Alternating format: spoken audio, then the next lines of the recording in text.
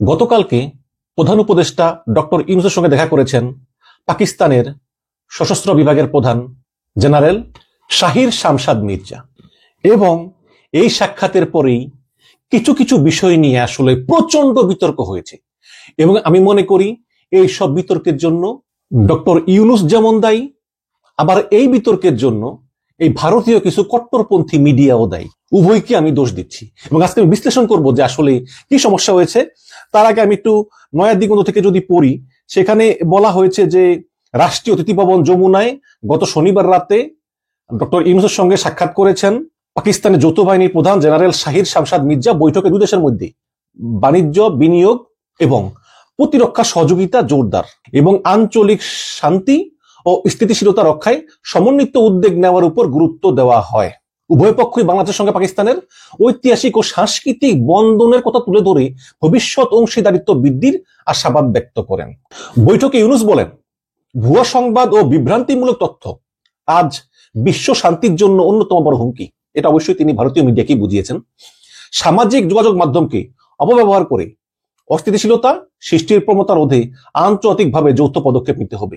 বৈঠকে জেনারেল শাহির শামশাদ মির্জা বলেন যে আমাদের দুই দেশ একে অপরকে সহায়তা করবে। করাচি চট্টগ্রাম সমুদ্র রুট চালু হয়েছে এবং শীঘ্রই ঢাকা করাচি আকাশপথ বিমানও চালু হবে। আলোচনায় জাতীয় নিরাপত্তা উপদেষ্টা খলিলুর রহমান, এডিসি সমন্বয়ক ও সিনিয়র সচিব লামিয়া মোর্শেদ এবং পাকিস্তানের হাইকমিশনার ইমরান হায়দারও উপস্থিত ছিলেন। যখন পাকিস্তান সশস্ত্র বিভাগের প্রধান জেনারেল শাহির শামশাদ মির্জার সঙ্গে বৈঠক করে ইউনূস, তখন তিনি একটা উপহার দেন তাকে, একটা ম্যাপ, এবং সেই ম্যাপের সামনে আবু সাইদের একটা প্রতিকৃতি। এবং সেই ম্যাপ নিয়েই কিন্তু এখন বিতর্ক তুঙ্গে, কারণ ভারত দাবি করতেছে যে এই ম্যাপটা হচ্ছে বাংলাদেশের কিছু কট্টরপন্থীরা যে অখণ্ড বাংলার স্বপ্ন দেখে, যে বাংলাদেশ সহ পাশের দেশ আসাম, ত্রিপুরা, মেঘালয়, তারপরে কলকাতা, বিহার, এগুলো সহ উড়িষ্যা সহ যে একটা বিশাল বড় একটা ম্যাপ, সেই ম্যাপটাই মূলত ডক্টর ইউনূস উপহার দিয়েছেন এই জেনারেল শাহির শামশাদ মির্জাকে, যিনি পাকিস্তানের সশস্ত্র বিভাগের প্রধান। এবং আমি যদি আপনাকে দুইটা ম্যাপ পাশাপাশি দেখাই, তাহলে কিন্তু আপনারা তেমন পার্থক্য দেখবেন না। যেই ম্যাপ অলরেডি বিভিন্ন সময় বাংলাদেশের বিভিন্ন গোষ্ঠী প্রকাশ করেছে যে যে আমরা অখণ্ড বাংলা চাই। বিশেষ করে আমরা দেখেছি যে উপদেষ্টা মাহফুজ আলম এটা বলেছেন, অখণ্ড বাংলা তার স্বপ্ন, পরে তিনি ডিলিট করে দিয়েছেন। আর বিভিন্ন সময় আমরা দেখেছি উস্কানিমূলক বক্তব্য ডিএমপি কমিশনার সাজ্জাদ আলী, তিনি বলেছেন পার্শ্ববর্তী দেশ যদি বাংলাদেশে হস্তক্ষেপ করে তাহলে আমি যুদ্ধ ঘোষণা করব। আচ্ছা, এই ডিএমপি কমিশনার সাজ্জাদ আলী তিনি যুদ্ধ ঘোষণা করার কে? যুদ্ধ ঘোষণা করে সংসদ, তারপর সেটা সশস্ত্র বিভাগে যায়, সেখান থেকে সেনাপ্রধানের কাছে যায়, তারপর যুদ্ধ হয়। ডিএমপি কমিশনার যুদ্ধ ঘোষণা করে। তারপর দেখেছি যে লেফটেন্যান্ট জেনারেল ফজলুর রহমান, যিনি বিডিআর তদন্ত কমিটির প্রধান, তিনি বলেছেন আধা ঘন্টার ভিতরে কলিকাতা দখল করবেন। তো এই ধরনের উস্কানিমূলক কথাবার্তা কিন্তু আছে। আবার কিছু লোক বলতেছে যে আমরা অখণ্ড বাংলা করব। এখন বলবেন যে ভাই এটা কি ইন্ডিয়া বলে না? হ্যাঁ বলে, প্রচুর বলে। তারাও বলে অখণ্ড ভারত, সে অখণ্ড ভারতের ভিতরে বাংলাদেশ, পাকিস্তান সহ অন্যান্য আছে। সংসদ ভবনে নরেন্দ্র মোদী উদ্বোধন করেছে, সেখানেও একটা অখণ্ড ভারতের ম্যাপ ছিল, সেখানেও বাংলাদেশ আছে। যদিও তারা বলে এগুলো সাংস্কৃতিক, বাট এগুলো করেছে এবং নানা সময় নানা উস্কানিও দিচ্ছে। ওই যে ত্রিপুরার যে রাজা, নাম কি ভুলে গেছি, নাম মনে থাকে না, সে বলে যে পুরো চট্টগ্রাম নিয়ে নাও, এরকম তো আছে, এরকম উস্কানি অনবরত আছে। বাট আমরা সে উস্কানিতে পা দেবো কেন? পাকিস্তানের সঙ্গে আমাদের সম্পর্ক খুব ভালো হোক, এটা আমিও চাই, আমরাও চাই। সামরিক খাতে সহযোগিতা, পাকিস্তান সামরিক শক্তিশালী, পাকিস্তানের সামরিক সহযোগিতা আমাদের দরকার। তারপরে ব্যবসা বাণিজ্য, সংস্কৃতি চলুক। কিন্তু এই যে একটা ছবি দেওয়া হয়েছে, বিতর্কিত একটা ম্যাপ, অখণ্ড বাংলার ম্যাপ, আমি জানি না যে এটা আসলে ডক্টর ইউনূস বুঝে দিয়েছেন নাকি না বুঝে দিয়েছেন। একটা রাষ্ট্রের সবচেয়ে বড় সম্পদ সার্বভৌমত্ব, সেটা যেমন ভারতের ক্ষেত্রে প্রযোজ্য তেমন বাংলাদেশের ক্ষেত্রে প্রযোজ্য। কাজে এই বিতর্কিত ম্যাপটা এই জেনারেল শাহির শামশাদ মির্জাকে উপহার দিয়ে ডক্টর ইউনূস ঠিক করেননি। যদি এখন তিনি বলেন যে না এটা আসলে ওই ম্যাপটা না, এটা আসলে আমরাই বানাইছি, এটা এরকম, এটা হতেও পারে, কিন্তু ওটা দেখতে কিন্তু অখণ্ড বাংলা যে ম্যাপ কিন্তু অনেকে করে ঠিক সেই রকম। এই কারণে আমি বলতেছি। তো এগুলো নিয়ে তো ভারতের সমালোচনা আছেই। অলরেডি ভারতের বিভিন্ন পত্রপত্রিকায় ভয়ঙ্কর সমালোচনা শুরু করে দিয়েছে। এবিপি আনন্দ রিপোর্ট করেছে ভারতের উত্তর পূর্ব অংশ নিয়ে বিতর্কিত ম্যাপ পাকিস্তানের জেনারেলকে উপহার দিয়েছেন ইউনূস। কি ফন্দি আছে দুই দেশ।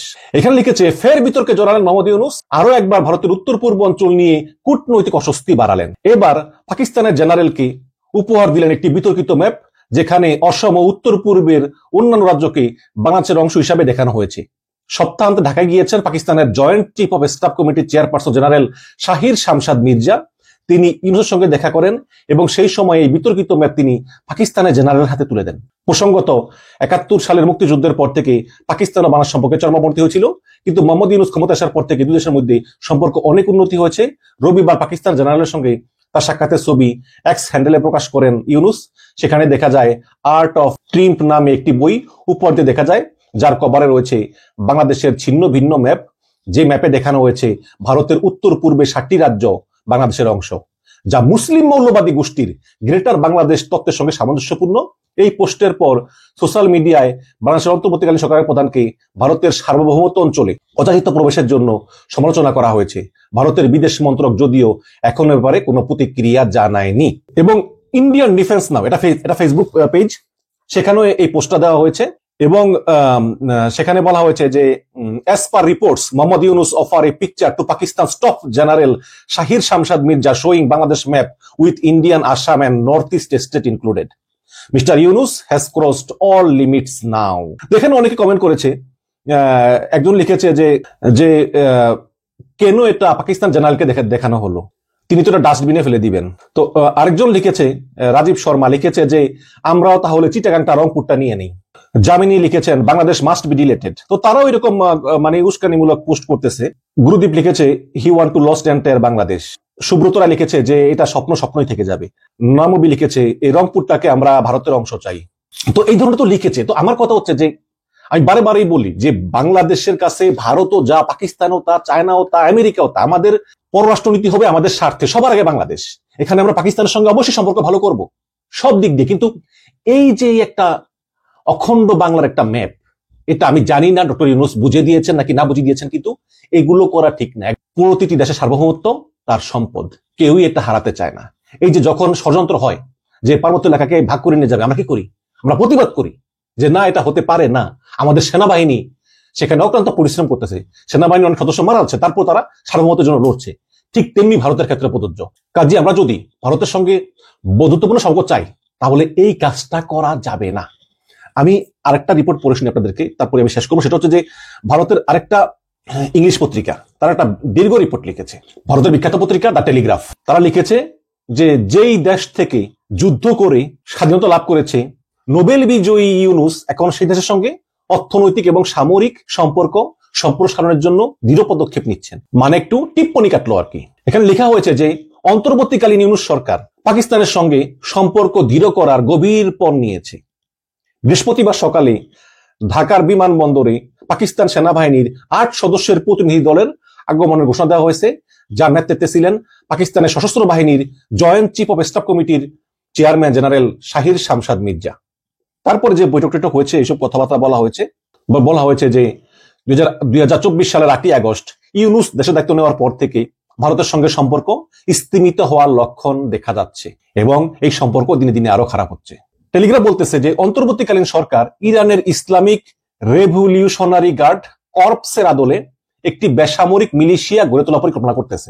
এটা বেসামরিক মিলিশিয়া, কারণ ইউনূস বলতেছেন আমাদের সৈন্যদের আমরা পাকিস্তানি প্রশিক্ষকদেরকে পাঠাবো, আর যদি পাঠায় তাহলে এই অঞ্চলের নিরাপত্তা বিঘ্নিত হবে। অপারেশন সিন্দুরের পর, আপনারা জানেন যে অপারেশন সিন্দুর ভারত পাকিস্তান যুদ্ধ আর কি, সেই অপারেশন সিন্দুরের পর ভারত পাকিস্তান সম্পর্কের গতিপথ বিবেচনা করে পাকিস্তানের সঙ্গে বাংলাদেশের এই বৃহত্তর সামরিক সম্পৃক্ততা, এটা ভারতের জন্য অবশ্যই খারাপ।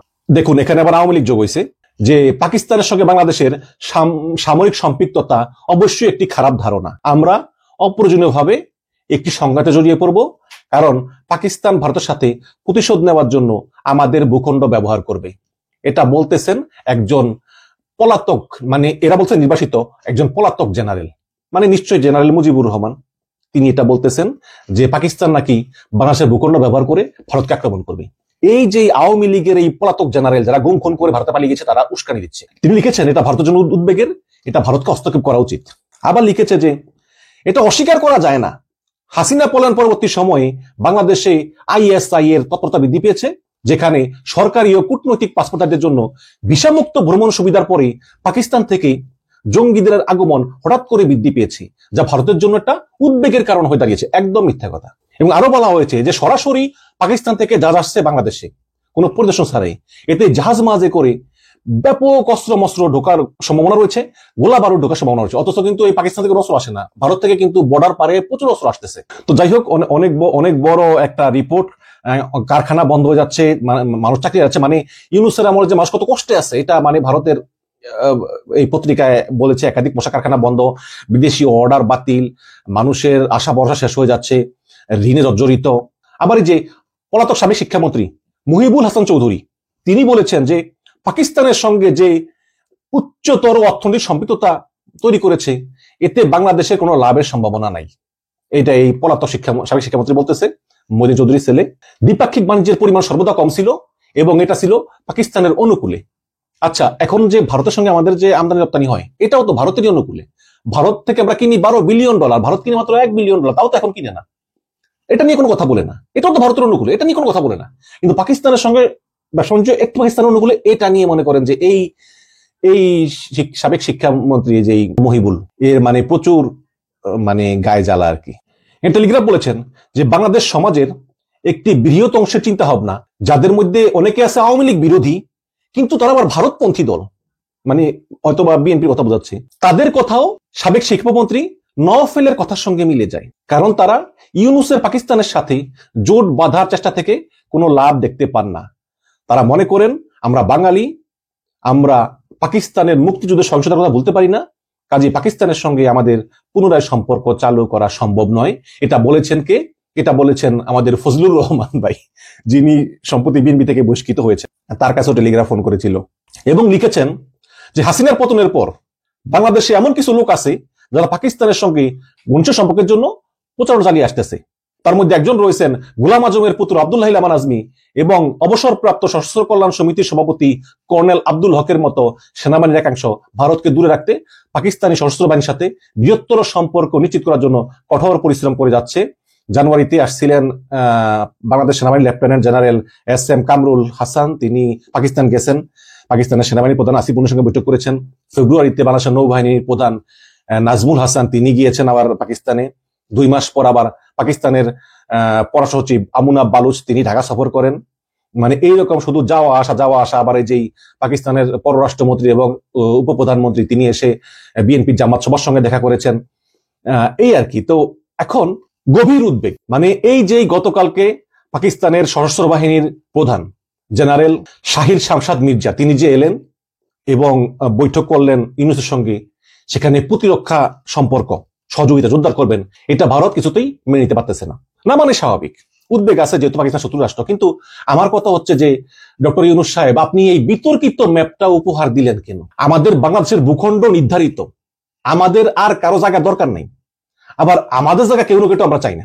আমরা ভারতের সার্বভৌমত্বকে সম্মান করি, ভারতের কাছ থেকে অনুরূপ ব্যাপার প্রত্যাশা করি। হ্যাঁ, সবসময় পাই না, এটা ঠিক আছে, কিন্তু প্রত্যাশা করি। কিন্তু এই ধরনের এই অখণ্ড বাংলার ম্যাপ, এটা তো এই পাকিস্তানের সশস্ত্র বিভাগের প্রধান জেনারেলকে তো এটা দেওয়ার কোনো দরকার নেই।